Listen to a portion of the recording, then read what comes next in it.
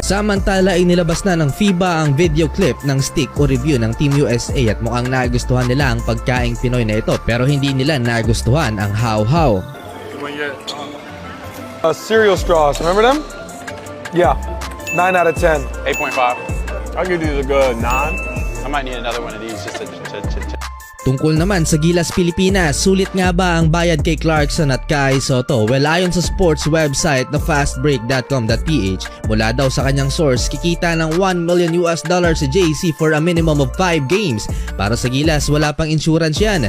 Halos 56 million pesos yan, napatak sa 11 million pesos per game. Limpak-limpak na pera, isama mo pa ang shoe deal niya sa Anta Philippines. Big time na naman si Kabayan. Ang isa pa sa may malaking kikitain reportedly ay si Kai Soto. Humingi di umano ng $400,000 contract ang kampo ng 7-footer center sa SBP para maglaro sa World Cup. Pero di kumpara